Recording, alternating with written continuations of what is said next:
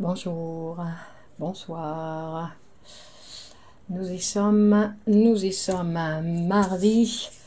Nous sommes le 24 juin. Il est 21h, 21h03. Et nous sommes en direct sur la page de Facebook de Clémence Lenis, psychanalyste. Donc je suis psychanalyste de l'école de poésie et psychanalyse Grupo Cero à Madrid. Donc, bienvenue à cet espace. Donc, nous allons voir, hop, si tout fonctionne bien. Oui, nous sommes bien là. Hop, nous sommes bien là. Bien le bonsoir. Bien le bonsoir. Alors aujourd'hui, le sujet du jour, c'est donc le moi dans la théorie freudienne. Le moi. Alors, pour voir un petit peu de quoi il s'agit quand on parle du moi. Alors, attendez, je me suis mis dans l'autre sens, et alors je ne sais pas si c'est mieux dans l'autre sens ou si c'est pas bien dans l'autre sens. Je change de sens, et puis après, je vais être... alors, on va regarder.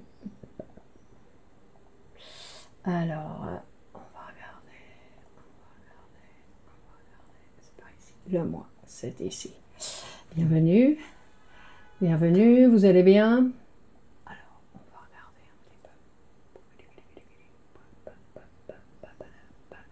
Féti, bonsoir. Féti, bonsoir. Bienvenue à tous. Donc, alors, pour commencer, vous savez, Marilyn, bonsoir. Vous savez que vous pouvez, Nathalie, bonsoir, partager cette vidéo sur vos réseaux pour que plus de gens puissent avoir accès à ces informations. Martine, bonsoir. Donc, d'un côté, il y a ça pour le travail de la diffusion. Comme ça, vous participez un petit peu au travail de la diffusion. Et bonsoir, Cœur de Slam, Delphine, bonsoir. Et d'un autre côté, on va voir qu'il y a différentes choses. Néléa, bonsoir. Donc, pour vous dire que au mois de septembre, puisque la saison c'est en train de se terminer, donc Myriam, bonsoir. Pour le mois de septembre, on va ouvrir un groupe de supervision. Donc, pour ceux qui sont intéressés, un groupe de supervision une fois par semaine. Et pour tous les professionnels qui seraient intéressés, et peu importe leur secteur d'activité, pour superviser leur travail. Ensuite, nous allons continuer avec notre atelier de poésie le mercredi à 21h. Encore une fois par semaine, tous les mercredis à 21h. Et ensuite, nous allons continuer ces cours du dimanche. Donc, comme vous le savez, il y a un cours qui vient de commencer, en tout cas le cours du mois de juin, qui s'appelle La vie à deux, qui est très intéressant. On est en train de voir, Claire, bonsoir, des choses très intéressantes sur ces relations entre les hommes et les femmes principalement. Et surtout, ce qui est intéressant de voir, c'est comment, en fait, la structure du sujet présente des choses qui sont déterminées, qui vont... Donc, comme toujours, vouloir, Michel, bonsoir, vouloir des choses de cet être humain qui sont impossibles, ben bien sûr, c'est se casser la tête. Très bien, bonsoir. Donc, vous pouvez encore vous inscrire, pour ceux qui le désirent, à ce cours sur la vie à deux qui se termine dimanche. Mais bien sûr, vous pouvez voir les vidéos en différé. Donc, comme on disait, la construction d'un être humain, parce que nous ne naissons pas humains, on va dire, d'une certaine façon, dans le sens où nous allons devoir tout apprendre.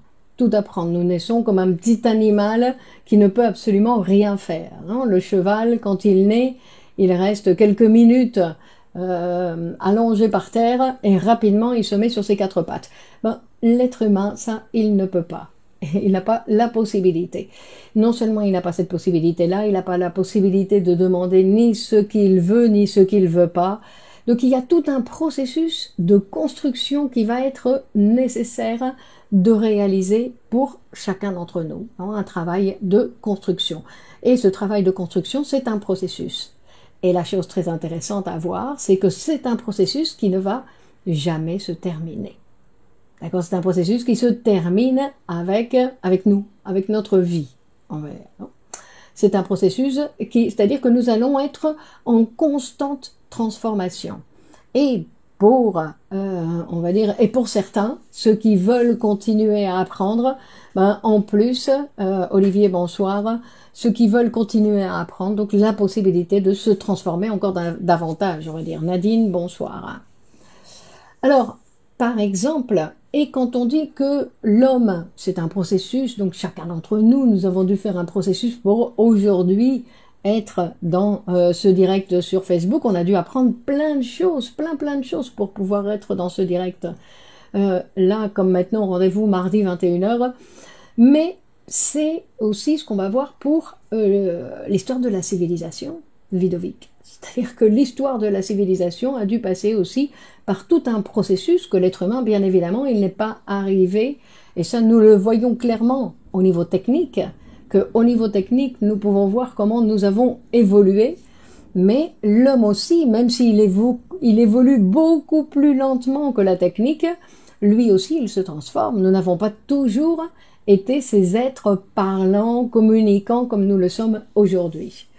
Par exemple, puisque aujourd'hui nous allons parler du mois de cette particularité, le mois, ben, nous pouvons affirmer, Sandrine, bonsoir, avec plein de fleurs, et nous pouvons affirmer donc que le mois, ben pareil, le mois c'est une construction, Christina, bonsoir. Non, c'est une construction. L'être humain a dû produire le mot moi.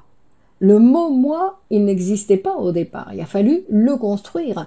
C'est-à-dire que c'est Socrate qui dit que, non, dans un de ses textes, quand on disait qui est là, ben, la réponse qui est aujourd'hui très facile, qui dit moi, c'est moi, ben, pendant toute une époque de l'histoire de l'humanité, on ne répondait pas moi, sinon qu'on répondait par son nom. D'accord? Et donc il a dû falloir attendre, on dit que à partir du 12e ou du 15e siècle, c'est quand cette particule de la langue et donc ce qu'elle représente, non, ce pronom, ce qu'il représente, est arrivé bien évidemment d'abord chez les poètes, non, puisque ce sont les grands inventeurs. Bonsoir Francis. Non, les poètes sont les grands inventeurs on va dire que bien qu'ils ignorent souvent ce qu'ils écrivent, ils disent souvent ou ils disent toujours avant les autres. Bon, ça c'est une position de la psychanalyse qui permet ça. Céline, est-ce que le moi peut être mal placé?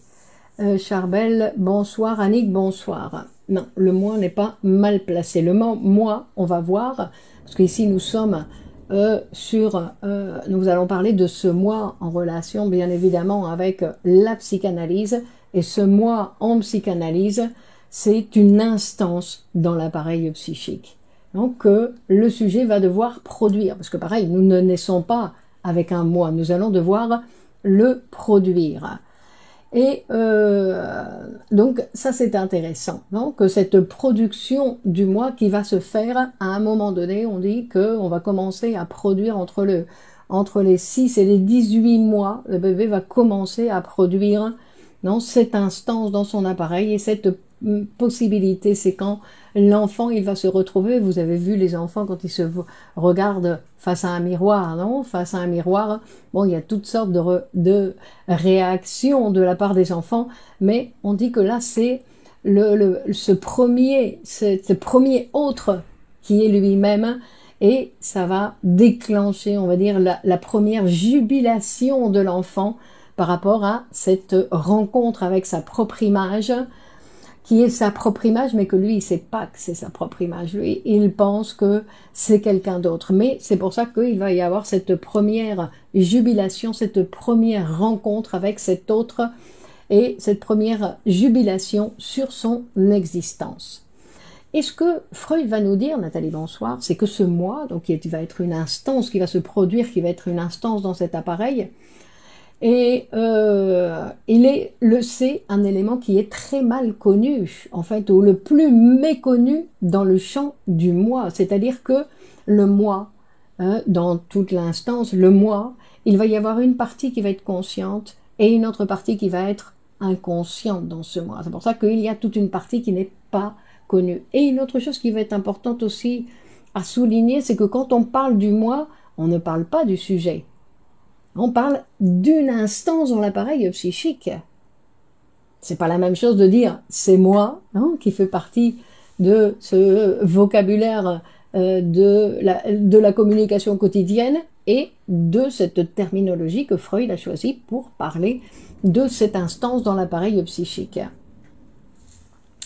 Et en fait, il va nous dire donc, comment dire, pour la construction de ce moi, hein, on va voir qu'il y a quelque chose qui est intéressant. Céline, qu'est-ce que le moi? On est en train de le voir, Céline, ne vous précipitez pas, ça va venir. Patience, patience. Donc, et ce qu'on va voir, c'est que, que nous savons aujourd'hui, grâce à la psychanalyse, que l'appréhension d'un objet par la conscience qui est, qu'on va considérer comme transparente à elle-même, Marlène, bonsoir, c'est-à-dire comme un écran, non, la conscience comme un écran, que l'appréhension d'un objet par la conscience ne transmet pas en même temps les propriétés de cet objet.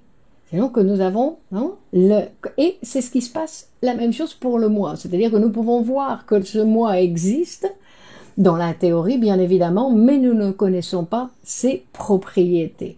C'est-à-dire qu'il va falloir les étudier pour savoir quelles sont les propriétés de ce moi. C'est-à-dire que, Guy, bonsoir, ce que Freud va nous dire, non, c'est que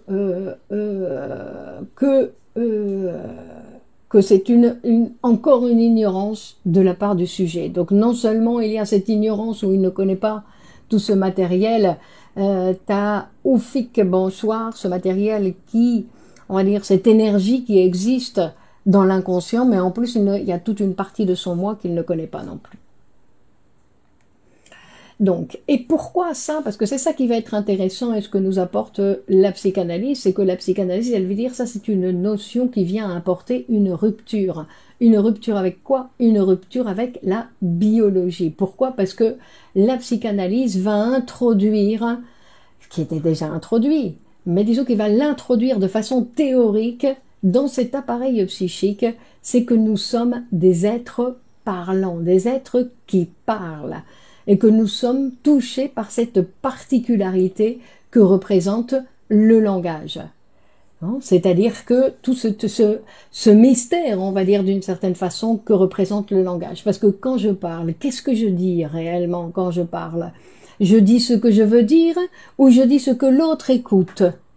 Allez savoir. Et qu'est-ce que l'autre écoute? Parce que ici, vous êtes nombreux sur ce direct, mais vous êtes en train de chacun écouter quelque chose de différent. Non? Bon. C'est-à-dire que ça, c'est une particularité du langage une particularité du langage dans le sens où c'est quelque chose qu'on ne peut pas attraper. Qu'il y a toujours un non-savoir quand je parle. Il y a toujours un non-savoir, il y a toujours un non-savoir aussi quand j'écoute. Hein? Donc quelque chose qui va être séparé de la conscience, si on pense que la conscience, c'est cette particularité où je me rends compte de ce qui se passe. Je me rends compte de ce qui se passe, je me rends compte de ce que je vis. On peut dire par exemple au niveau de la conscience, même si je ne peux pas l'expliquer. Donc, et cette ignorance que le sujet a vis-à-vis de lui-même, quand il ne comprend pas bien ce qui lui arrive, on va voir que ce que va nous dire Freud, et ça c'est très intéressant, que Freud va nous dire que l'homme normal n'est pas seulement bien plus immoral qu'il ne le croit, mais il est aussi bien plus moral qu'il ne l'imagine. Je répète la phrase parce qu'elle est très intéressante, elle paraît ambiguë, d'ailleurs elle l'est. L'homme normal, c'est-à-dire nous, l'homme normal n'est pas simplement ou seulement bien plus immoral qu'il ne le croit, sinon qu'en plus, il est plus moral qu'il ne l'imagine. Donc nous avons ces deux versants, vous voyez, deux versants qui paraissent contradictoires et qui fonctionnent, parce que la contradiction pour l'être humain, c'est quelque chose dans lequel nous devons apprendre à vivre. Sinon, si l'être humain n'avait pas de contradiction, on va dire que la vie serait sur une ligne droite. On se mettrait sur la ligne droite et on se laisserait glisser. On va dire, mais nos contradictions, Hakim, bonsoir, nos contradictions ne nous permettent pas de glisser avec Jazz, bonsoir, non, de glisser comme ça. Donc le moi, donc il va se former, on va voir un peu, et il va avoir bien évidemment des fonctions, parce que la particularité du moi, c'est qu'il a des fonctions, il y a un travail à faire. Il ne peut pas se permettre d'être paresseux, le moi, dans l'appareil. Et en fait, ce que Freud il va découvrir, c'est que le moi, cette instance dans cet appareil, s'installe dans ce moi la véritable résidence de l'angoisse. Et la véritable résidence de l'angoisse, pourquoi? Parce qu'en fait, le moi, à l'intérieur de cet appareil, il est menacé par divers dangers. Alors, il y a les dangers qui peuvent venir de l'extérieur, ou en général, face à un danger qui vient de l'extérieur, je peux quoi? Prendre la fuite, partir, non, par rapport à l'extérieur. Il existe la possibilité de la mobilité. Mais face à un danger qui vient de l'intérieur, c'est là où il y a signal d'alarme que va déclencher en fait l'angoisse. L'angoisse est un signal d'alarme qui vient dire au moi attention, attention, danger. Non, prends une résolution, fais quelque chose. Bonsoir Lucie, bonsoir Fabienne. La dualité, le yin et le yang, si vous voulez, mais la psychanalyse ne parle pas de yin et de yang. Hein? Il n'y a pas, ça c'est quelque chose qui appartient à une autre discipline. Ce n'est pas une dualité, c'est une ambivalence, c'est une contradiction. Alors, on disait que face à un danger qui vient de l'intérieur de l'appareil, qu'est-ce que va faire le moi? Donc il va devoir prendre une décision, à savoir, et d'où viennent ces dangers de l'appareil? Pourquoi il y a des dangers dans l'appareil? Pourquoi il existe à l'intérieur de l'appareil psychique des dangers pour le sujet? Mais c'est pas pour le sujet, c'est pour le moi. Parce qu'en fait, donc on répète, le moi n'est pas le sujet. Non, dans la mesure où le moi, il va avoir des relations, il va entretenir des relations avec les différentes instances de l'appareil. Et même avec lui-même. Non, parce que comme j'ai dit, il y a une partie du moi qui est inconsciente et une partie du moi qui est conscient. C'est-à-dire qu'il s'agit d'un sujet qui habite le langage. Et c'est en l'habitant ce langage, qu'il va acquérir le sujet, la fonction de la parole. C'est-à-dire qu'il va tomber dans un monde où tout le monde parle. D'accord? Donc c'est ça, cette particularité qui va le toucher dès le départ, pratiquement avant la naissance, dans le sens où il est entouré de personnes qui parlent. Et donc, il va être touché par le langage, et ce qui va lui permettre d'acquérir petit à petit. On sait que l'être humain, il prend un certain temps, et certains plus que d'autres, à apprendre à parler. Et la fonction de la parole, ou la fonction du langage, ça veut dire aussi acquérir la possibilité ou la capacité de symbolisation, parce que ça, c'est la caractéristique du langage. C'est que je dis blanc, et ce n'est pas pour ça que l'écran devient blanc. Non, c'est-à-dire qu'il y a quelque chose de symbolique, ou ce que représente le blanc au niveau symbolique. Pour chacun d'entre nous, ça va être quelque chose de différent. Non, il y en a qui vont penser à la feuille blanche, Céline. Le sujet peut se sentir en danger sans qu'il y en ait un. Exactement, Céline. Ça, c'est ce qui arrive. Non, c'est ce qui arrive à beaucoup de gens, on va dire. Il n'y a pas de danger, et pourtant, il n'y a pas de danger entre guillemets, Saïda, bonsoir, non? Parce que pour le moi, il y a un danger. Pour le moi, s'il y a angoisse, il y a un danger dans l'appareil. C'est-à-dire que, apparemment, pour quelqu'un de l'extérieur, on va dire, non, il n'y a pas de danger. Il n'y a pas de danger, je suis tranquillement chez moi, il n'y a rien, non, il n'y a pas de danger. Mais pour le sujet dans l'appareil, il y a un danger, parce que s'il y a le signal de l'angoisse, c'est que pour le sujet, il y a un danger. Et donc, s'il y a un danger pour lui, il doit se psychanalyser. Anne, bonsoir. Non, il convient de se psychanalyser parce qu'effectivement, à l'intérieur de l'appareil, il faut qu'il apprenne le sujet à avoir de bonnes relations avec toutes les instances qui sont dans l'appareil. Donc, il habite dans le langage, et en habitant le langage, en pouvant acquérir la fonction de la parole, il va se retrouver avec d'autres sujets qui, comme lui, parlent et désirent. Donc, ça fait partie, parler, désirer, donc, ça fait partie du jeu, on va dire, dans lequel nous allons nous retrouver. Et ensuite, il va y avoir, Myriam, est-ce que la psychanalyse parle de l'ego? Non, ce n'est pas quelque chose qui appartient à à la discipline psychanalytique. Non, on ne parle pas d'ego, on parle de narcissisme. Non, donc il y aura des points communs, mais le narcissisme, c'est quelque chose de particulier en psychanalyse. Donc, le désir, parce qu'il va falloir que se mette en marche le désir. Et en fait, quand j'apprends à parler, le mot est dérivé du ça. Oui, on y arrive, Fetty. Donc, quand j'apprends à parler, en fait, ce que je vais recevoir, je vais recevoir ce qu'on appelle des signifiants. Hein. Et on va dire que quand le désir de l'autre va m'atteindre, quand tout d'un coup je vais me rendre compte que l'autre existe, parce qu'au départ je ne me rends absolument pas compte que l'autre existe, je ne fais pas la différence entre ce qu'est mon corps et ce qu'est l'autre. Mais quand tout d'un coup je vais me rendre compte que ma mère désire, parce que ça va être la première, enfin de la personne qui s'occupe de moi, on va dire que ma mère désire, c'est là où elle va m'ouvrir la porte du monde, où je vais me rendre compte que je ne suis pas seule, enfermée avec ma mère, sinon qu'il existe autre chose. Donc, je vais commencer premièrement par être jaloux, je veux dire, elle s'intéresse à autre chose qu'à moi, mais en plus, elle va m'ouvrir la porte au monde. C'est pour ça que la jalousie, elle est collée au désir, donc elle est en relation au désir. Parce que tout d'un coup, en ayant relation, Christine, bonsoir, en ayant relation avec ce désir de cet autre, on va l'appeler mère, parce que c'est celle qui va être plus proche de l'enfant, je vais commencer moi aussi à m'intéresser à ce qui se passe, on va dire, hors de moi. Je vais commencer à avoir une autre chose que ce que je suis.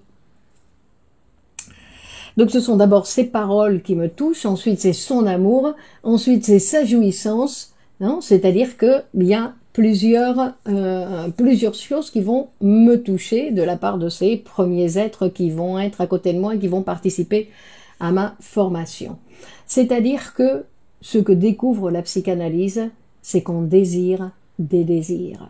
On ne désire pas des personnes, on ne désire pas des choses, on désire des désirs. C'est pour ça que les personnes qui sont désirantes, elles attirent des gens. Les personnes qui désirent beaucoup, qui désirent, alors désirer, c'est pas avoir envie c'est autre chose. Désirer, c'est faire partie de cette machine, on va dire, de l'humanité, être dans ce cercle, par exemple, de l'humanité, d'être quelqu'un qui désire, ça produit, on dit que on peut réellement être contaminé par le désir des autres. Ça, c'est la vraie contamination possible, la vraie contagion possible, c'est qu'on peut attraper, devenir désirant. Pourquoi? Parce qu'on est en contact avec des êtres qui désirent. C'est-à-dire que l'être humain, qu'est-ce qu'il désire? Il désire des désirs. Bien. Alors, c'est pour ça que quand je découvre le désir de ma mère, je désire quoi? Son désir. Car elle est désirante. Pourquoi? Parce que elle fait partie du langage. Elle appartient, elle aussi, à ce monde du langage. Donc, mais avant la production de ce mois, c'est le sujet de ce soir, avant la production de ce mois, il y a une autre instance qui existe avant la production du mois dans l'appareil et qui n'existe pas encore, qui va devoir se fabriquer. Mais la première chose qu'il y a, c'est le ça, va nous dire Freud. Il dit, le ça, c'est cette partie qui est la plus ancienne. Alors Freud, il va nous expliquer quelque chose qui est très intéressant et qui est difficile à comprendre. C'est qu'en fait, avant la production de l'appareil, et la production de l'appareil va se faire avec l'intervention du refoulement, comme on l'avait vu la fois dernière, y a-t-il une théorie du premier désir de l'humanité? Mais la psychanalyse ne s'intéresse pas aux origines, Yanis. Non, c'est pas ça qui intéresse. La psychanalyse, elle s'intéresse à ce sujet qui parle. Elle va pas aller chercher l'origine du langage. Ça, ce sont d'autres disciplines qui vont s'intéresser à ça. Sinon on s'intéresse à ce sujet, il parle. On le prend comme ça. D'accord? La personne jalouse serait-elle restée collée à la mer? Non. La jalousie va nous accompagner toute notre vie, tout à chacun. Le désir au sens d'amour? Non, Féti. Non, c'est pas au sens d'amour. Après, les êtres qui désirent, ce sont des êtres qui donnent de l'amour, bien évidemment, puisqu'ils vont laisser les autres, se prendre les désirs. Donc, il y a quelque chose de l'amour. Mais, c'est pas exactement la même chose. C'est pas exactement la même chose. C'est-à-dire que ce que j'expliquais, c'est que, comme on avait vu la fois dernière, sur le refoulement, c'est que quand va se produire cet appareil psychique, c'est-à-dire que va intervenir le refoulement et qui va diviser, qu'il va y avoir inconscient, conscient et préconscient, donc dans l'appareil, avant la production de l'appareil, ben on doit considérer qu'il n'y a rien. On doit considérer que le bébé, il n'a rien. Mais comme Freud, il part de ce premier moment théorique de la production de l'appareil, vous voyez, il s'intéresse à la production, Yannick, de l'appareil. Et de l'appareil psychique, pas de l'histoire de l'humanité. On va commencer par la production de l'appareil psychique. Et en fait, c'est à partir de la production de l'appareil psychique que nous savons que le plus ancien dans l'appareil, c'est cette partie qu'on appelle le ça, qui est complètement inconsciente. Alors c'est une partie auquel nous n'aurons jamais accès. Le ça, on dit que c'est le réservoir des pulsions, c'est un réservoir d'énergie, non? C'est comme un truc qui bout et qui est constamment en ébullition et qui veut s'exprimer. D'accord?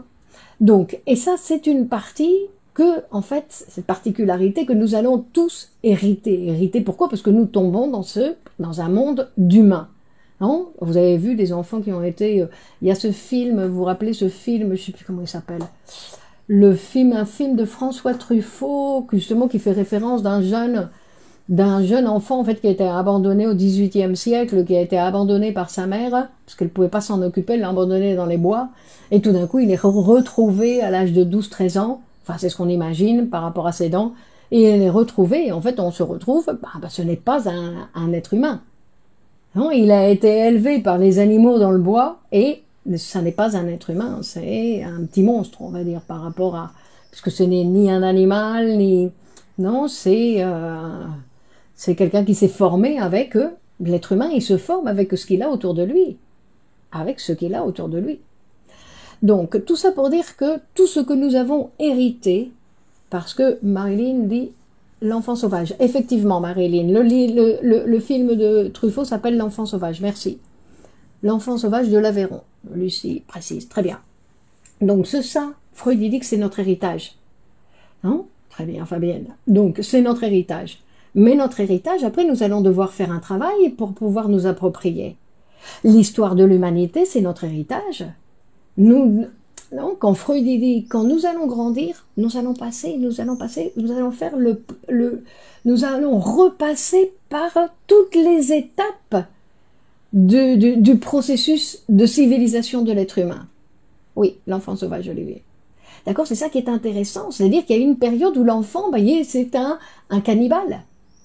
Non? Donc, nous allons repasser par toute cette histoire. Mais après, une fois plus ou moins adulte ou adolescent, ou quand on a la possibilité, on va dire, après, on doit faire le travail pour bien connaître notre histoire, d'aller étudier pour que réellement cet héritage nous appartienne. Donc, à chaque fois, il y a... c'est-à-dire que l'être humain, on va dire que l'être humain est préparé pour réaliser de nombreuses choses. Préparé dans le sens, il est prêt pour ça. Plus que préparé, c'est-à-dire qu'il est prêt pour réaliser de nombreuses choses, des tas de choses. Il a une foule de capacités. Mais pour cela, bien sûr, il faut travailler. C'est-à-dire qu'il n'y a rien qui va tomber du ciel. Mais l'être humain, le poète dit que l'être humain, il ne connaît pas encore la grandeur de ses ailes. Pour dire qu'il ne connaît pas encore ses possibilités, ni vous, ni moi, ni l'être humain. En général, la capacité de l'être humain, ni vous ni moi, sinon l'être humain en général, ne connaît pas encore ses capacités. Il ne connaît pas encore ses possibilités. Donc vous voyez que nous avons, même pour ça il faut travailler. Ce sont les grands travailleurs de l'humanité qui nous ont montré ce qu'on pouvait faire d'un être humain, ce qu'il était capable de faire, la quantité d'heures qu'il était capable de travailler, etc. Non, vous avez vu, Lila, bonsoir.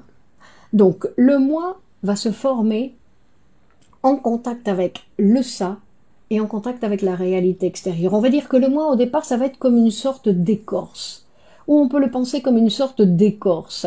C'est cette partie du ça qui va être en contact avec la réalité extérieure, et donc à partir de là, il va y avoir une protection. On va dire que tous les éléments du ça ne peuvent pas partir à l'extérieur.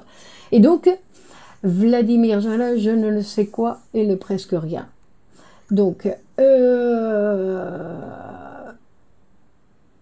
et ce qui est intéressant, donc, de cette écorce qui va se former, cette écorce qui va se former en contact avec la réalité, va fabriquer le moi. C'est pour ça qu'on dit qu'il y a une partie du moi qui va être conscient et une autre partie du moi qui va rester inconscient. D'accord? C'est pas parce qu'on dit le moi, donc c'est une instance de l'appareil. Et c'est la première instance qui va être construite, si on pense que le ça était déjà là. D'accord? Donc il y a le moi qu'il va falloir construire, qui va être une partie du ça. Mais la partie, on dit que le moi est une partie du ça organisé, parce que le ça n'a aucune organisation. On dit que le moi, c'est la partie organisée du ça. Parce que dans le ça, la particularité du ça, c'est que les contradictions n'existent pas. Ni la morale, ni le temps, ni le bien, ni le mal. Dans le ça, toutes ces notions n'existent pas. Ça, c'est quelque chose qui existe, mais dans une partie du moi. Donc on dit que le moi, c'est une organisation. Donc, parce que dans l'interprétation, dans le livre L'interprétation des rêves, Freud va nous présenter l'inconscient comme, l'inconscient donc qui est une partie du ça, comme une instance qui ne pense pas, qui ne calcule pas. La seule chose qui l'intéresse, c'est s'exprimer, se transformer, c'est-à-dire c'est une énergie. Non, quand on dit les réservoirs de pulsion, le réservoir d'énergie, la seule chose qu'il veut, c'est passer dans la conscience, c'est s'exprimer, s'exprimer. D'accord? Mais le moi, il arrive et dit non, vous ne pouvez pas laisser sortir ça. Donc le moi, il y a une partie du moi qui va intervenir pour censurer certaines pulsions du ça qui veulent s'exprimer en disant non, non, ça ne peut pas sortir.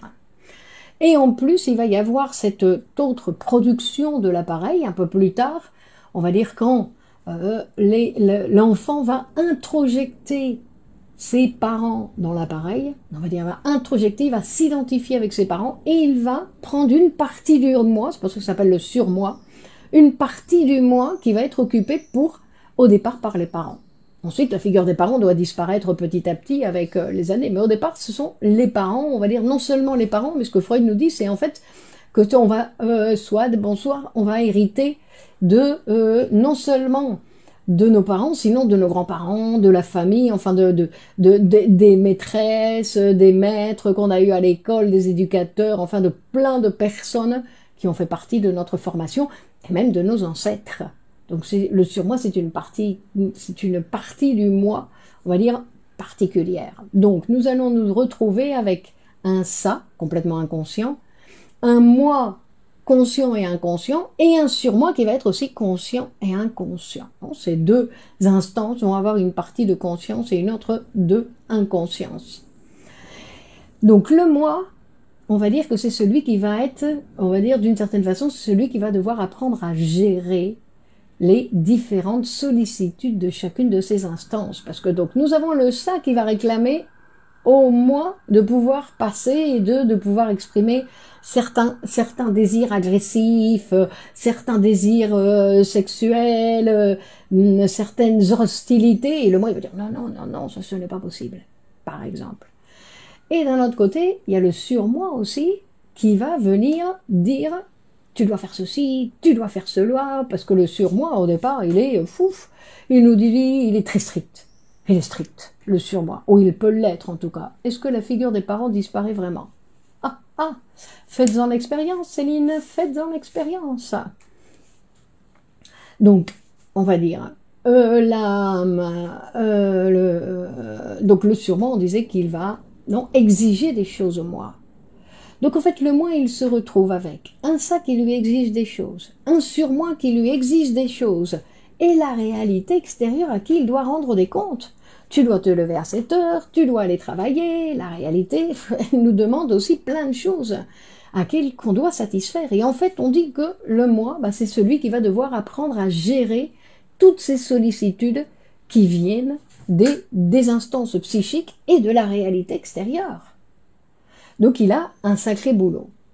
Et en fait, ce qui se passe, c'est qu'au début dans l'appareil, ce moi, il est un petit peu faible. Et il n'arrive pas à répondre à ces impulsions du ça qui sont très fortes.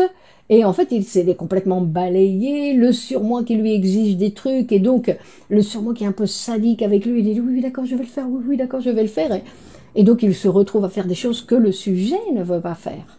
Mais que le moi, il est obligé d'obéir au surmoi, donc il le fait, alors que le sujet ne veut pas le faire. Le moi est régi par le principe de réalité et le ça par le principe de plaisir. Effectivement, Féti, effectivement. D'accord? C'est-à-dire que dans le ça, le principe de plaisir, c'est celui qui dirige toute l'attention. Non, Marie-Laure, bonsoir. C'est-à-dire que le ça, la seule chose qu'il veut, c'est le plaisir. Mais pour l'appareil psychique, quand on parle de plaisir, on parle d'une diminution de l'attention. En fait, on va voir qu'à chaque fois qu'il y a une augmentation de l'attention, ça s'appelle dans l'appareil psychique déplaisir. C'est quelque chose qui commence à venir nous déranger, qu'on veut tranquilliser. On dit qu'il y a beaucoup de gens qui disent « je veux vivre tranquille » dans le principe de plaisir. Donc le principe de plaisir, il règne dans le ça. Mais le moi, il dit non, non, la réalité, elle dit que même si tu n'as pas envie, tu dois te lever pour aller travailler. Par exemple, non, un exemple cru, on va dire, cru et quotidien. C'est-à-dire que il y a une partie du sujet qui veut continuer à dormir et une autre partie qui dit non, non, il faut se lever. Donc, face à ça, non, après Isabelle, bonsoir, le moi n'est pas maître en sa demeure. Et en plus, Isabelle, très bien, le moi n'est pas maître dans sa demeure. D'accord? C'est-à-dire que lui, il ne fait pas ce qu'il veut, il doit répondre à toutes ses exigences. Alors, ce qui se passe, c'est qu'il va, au départ, comme il est faible, ben, en fait, il se laisse bourlinguer à droite à gauche, sans savoir répondre. Et c'est là où il va y avoir, on va dire, la production, qu'il peut y avoir la production de symptômes. Non, c'est-à-dire que, et quand on parlait de, c'est-à-dire que quand il va, parce que, non, quand on disait ces pulsions du ça qui veulent se satisfaire, ils veulent sortir, ils veulent faire leur parcours pour obtenir une satisfaction, et que la satisfaction n'est pas toujours celle qui est autorisée, on va dire, ou que le surmoi qui va intervenir en disant non, ça, on ne peut pas le faire. Bref, donc, vous voyez, on est plusieurs à l'intérieur dans l'appareil psychique. On est plusieurs, c'est pour ça que des fois, il y a comme des batailles, où ces instances, chacune réclame, non, ça part de protagonisme, et en fait, ce qu'on va apprendre dans une psychanalyse, c'est que chacun puisse avoir sa part de responsabilité, qu'on n'écoute plus autant le surmoi, et que le ça puisse s'exprimer avec plus de facilité, sans qu'il y ait toujours cette censure qui vient limiter, on va dire. Hein. Parce que ce qu'on va voir...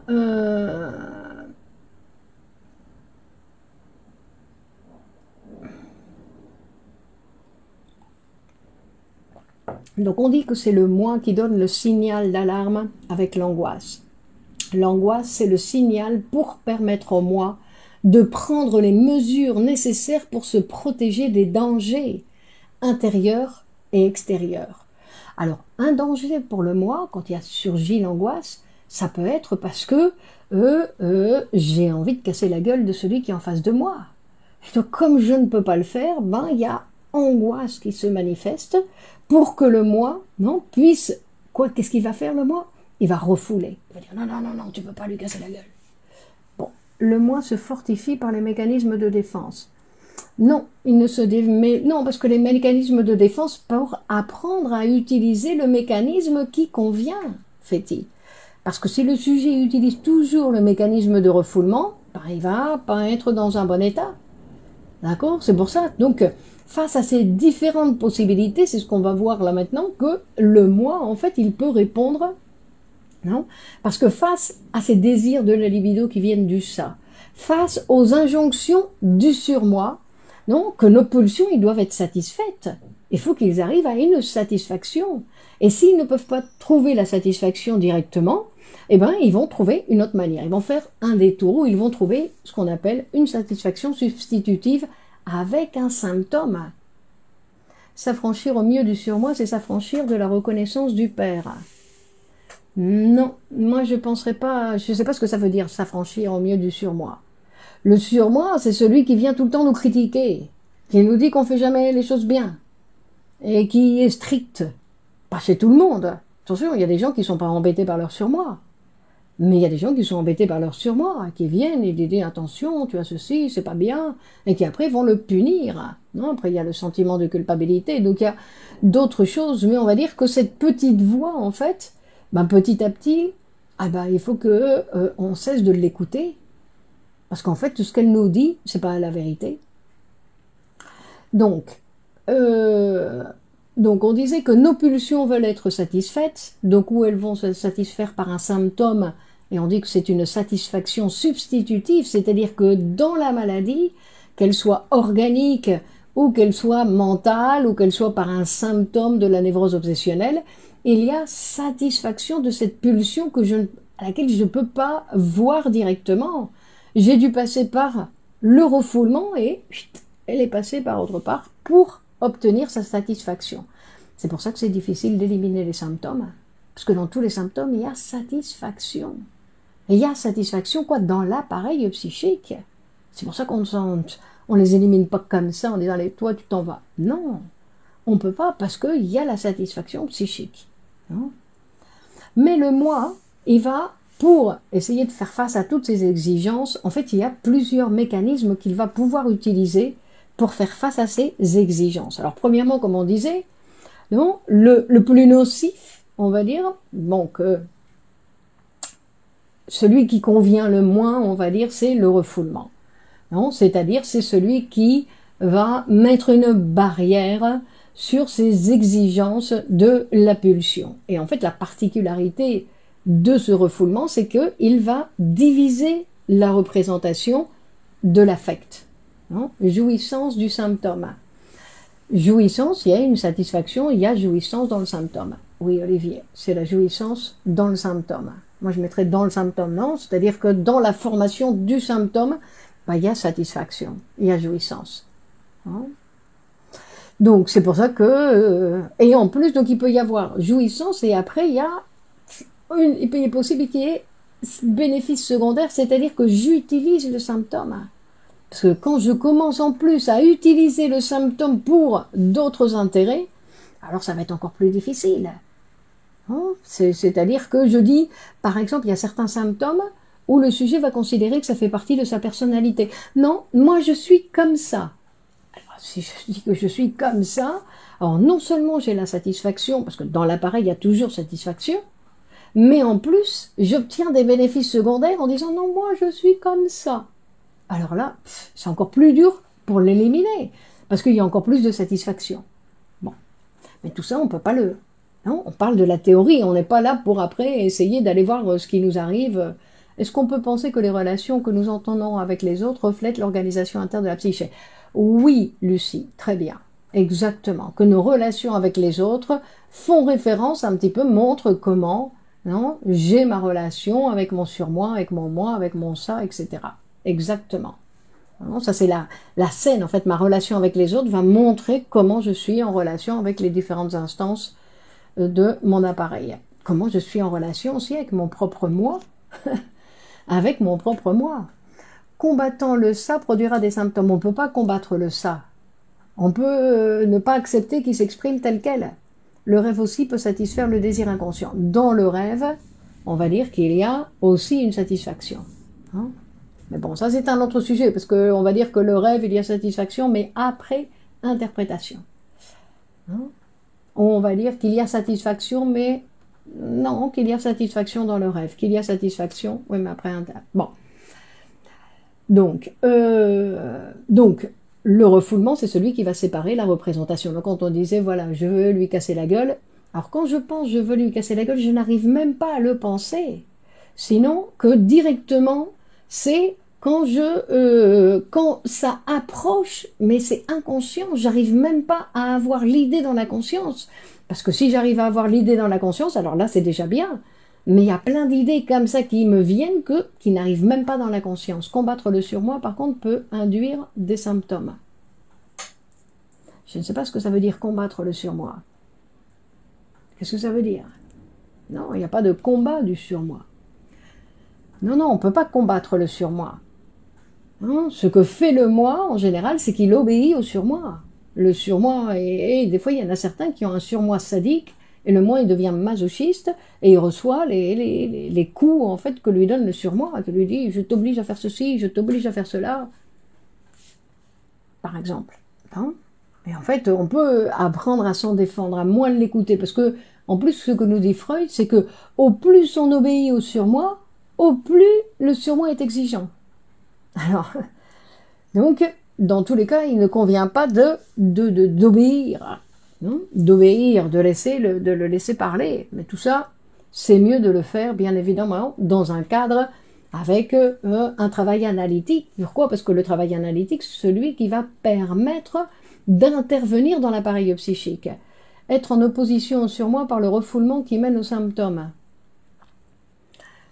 Mais moi, je crois que quand on n'est pas en opposition sur moi, quand on va produire le symptôme, hein, on suit ce que dit le symptôme, et c'est pour ça qu'on produit le symptôme. Non, comme avec la culpabilité, par exemple. Ça veut dire que notre organisation interne qui attire les personnes et les relations. On peut le dire comme ça, d'une certaine façon, oui. Donc, que tout dépend de notre organisation psychique. Comment est organisé mon psychisme? Non, ben ça va, on va voir si effectivement, si j'arrive à avoir des relations, parce que c'est pas attirer les autres, sinon, ce qu'on attirer les autres, c'est plus en relation avec le désir. Au plus je désire, au plus je peux attirer les autres. Hein.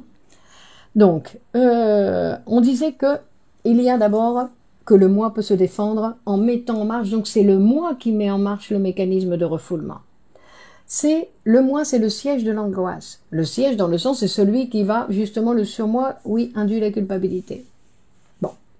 Donc, on parle du moi cette fois-ci, Isabelle. Donc, le moi, c'est celui qui va être le siège de l'angoisse, dans le sens où c'est lui qui va produire aussi l'angoisse face au danger. C'est-à-dire que face à un danger qu'il voit, eh ben, il va, poum, déclencher l'angoisse. Face à l'angoisse, il peut mettre en marche le mécanisme de refoulement. Le mécanisme de refoulement qui retourne toujours, parce qu'à chaque fois qu'il y a refoulement, il y a retour du refoulé. Et ensuite, il y a un autre mécanisme qui peut mettre en marche, qui s'appelle l'identification. On a déjà vu l'identification, qui va essayer de satisfaire un désir de la pulsion, un désir du ça, en transformant le moi en l'objet désiré. Bonsoir Gilles. C'est-à-dire que, non, Freud il dit, en disant, bon d'accord, l'objet que toi tu désires, il n'est pas là. Donc, regarde, moi je me transforme en l'objet de ton désir, comme ça tu peux m'aimer moi, non, pour que le ça puisse se satisfaire. Et en fait, il va y avoir donc une transformation du sujet, du moi, par ce mécanisme, Elisa bonsoir, par ce mécanisme, on va dire, d'identification. C'est-à-dire que le sujet adopte les caractéristiques d'un autre, souvent une personne aimée ou admirée, pour satisfaire un désir inconscient du ça. Ce qui permet au moi de trouver une manière symbolique de répondre à un désir du ça, en devenant semblable à l'objet désiré. Bonsoir Linda. Ensuite, il y a une autre chose que vous connaissez tous, qu'on appelle le détournement d'une pulsion sexuelle, par exemple. Non, la transformation en son contraire. La transformation en son contraire, par exemple, on va dire quand il y a un désir qui est inacceptable, angoisse. Non? Donc, comme je ne peux pas l'exprimer tel quel, parce qu'il est inacceptable, eh ben, je vais présenter son contraire, mais de façon exagérée. Par exemple, il y a des personnes qui sont extrêmement gentilles de façon exagérée. C'est parce qu'ils ne veulent pas montrer toute leur agressivité ou leur hostilité. Mais ils ne se la montrent pas à eux-mêmes non plus, attention. Non? Ou le contraire, il y a des gens tout d'un coup on voit qui sont haineux, qui détestent les autres, ou qui sont très agressifs envers, ça cache le contraire. D'accord? C'est-à-dire que ce que va nous dire Freud, c'est que toute manifestation exagérée du sujet, peut cacher, alors c'est pas une équation mathématique, mais peut cacher son contraire, c'est-à-dire des choses qui sont inavouables, mais pour le sujet lui-même. C'est pas par rapport aux autres, c'est par rapport à moi-même. Non, on dit moi les autres, ceux qui pensent. Non, mais les autres, c'est moi. Non, c'est pas les autres. D'accord? Donc, il y a cette chose. Et puis après, il y a un autre mécanisme qui peut être utilisé, c'est le mécanisme du déplacement. C'est-à-dire que je vais transférer l'affect qui, au lieu de se manifester là, il va se manifester ailleurs, non, sur quelque chose de moins dangereux pour le sujet. Par exemple, se fâcher contre un collègue de travail après avoir été humilié par son chef. D'accord? Donc, au lieu de répondre non face à mon supérieur, je ne dis rien, mais je vais me fâcher avec quelqu'un d'autre. Ça, vous le voyez tous les jours, pas seulement dans le travail. Et ensuite, il y a un autre mécanisme, et ça c'est le plus intéressant, et c'est celui avec lequel nous allons terminer ce soir, c'est la sublimation. La sublimation, c'est celle qui consiste à offrir au désir de la pulsion, au ça, une satisfaction qui va être considérée comme partielle. D'accord? C'est-à-dire que ce n'est pas une satisfaction complète, c'est une satisfaction partielle pour, non, en remplaçant son objet qui est inaccessible par un autre qui est accessible et en général qui est lié donc avec quelque chose de social. La sublimation est en relation avec le social, c'est-à-dire qu'on va dire que c'est le détournement d'une pulsion sexuelle ou agressive, non, vers un but socialement valorisé et culturellement acceptable. Donc là, on va produire quelque chose, on va être en relation avec d'autres personnes, d'accord? C'est pour ça qu'on va parler de la création, de l'art, de la science, du travail en général. Et ça permet une satisfaction indirecte des pulsions du ça, sans conflit avec le surmoi ou avec la réalité. C'est-à-dire, la sublimation, c'est celle où, dans l'appareil, tout le monde va être content. Le moi, le surmoi, le ça et la réalité extérieure, quand les autres vont venir nous applaudir parce que on a réussi à faire quelque chose qui a des répercussions, on va dire, d'une manière ou d'une autre, non? C'est-à-dire que la sublimation, c'est le mécanisme qui a été utilisé par les plus grandes réalisations de la civilisation, non? On peut trouver le clivage surtout chez les enfants. D'accord? Donc, la sublimation, c'est le mécanisme, mais que tout le monde n'a pas la capacité de l'utiliser, parce que des fois, il y a des blocages dans l'appareil. D'accord? Il y a des blocages dans l'appareil, donc c'est pour ça qu'il faut se psychanalyser pour libérer tout ça, et que le sujet puisse ensuite passer à la sublimation. Donc voilà pour ce soir. Le savoir, l'effort cognitif, la conscience est à tempérer le surmoi. Non, la volonté et l'effort ne peuvent pas nous aider. Je suis désolée, Mourad, je suis vraiment désolée, mais ça ne peut pas nous aider. C'est-à-dire qu'on ne peut pas intervenir dans l'appareil psychique. On ne peut pas intervenir si ce n'est par l'intervention de la psychanalyse. C'est ce qu'a découvert Freud. Freud, il a produit l'appareil psychique parce qu'il s'est rendu compte, bonsoir Anne, non, il s'est rendu compte qu'il y avait, Annick, bonsoir, et que grâce à ça, grâce à la possibilité de l'interprétation, il y a la possibilité, Francis, bonsoir et merci, ce sont ces blocages qu'on travaille en psychanalyse. Non, c'est pas ces blocages. Non, on ne travaille pas des blocages. On va redonner de la vigueur. Merci Pascal, merci à vous Nathalie. On va redonner de l'énergie au sujet. Il va pouvoir redisposer de son énergie. Merci à vous Marilyn. Donc, bonne soirée. Merci de partager sur vos réseaux et on continue mardi prochain. Allez, bonne soirée à tous et bonne continuation. Et vous pouvez aller lire Freud, il est passionnant. Allez, au revoir. Ciao, ciao. Au revoir à mardi.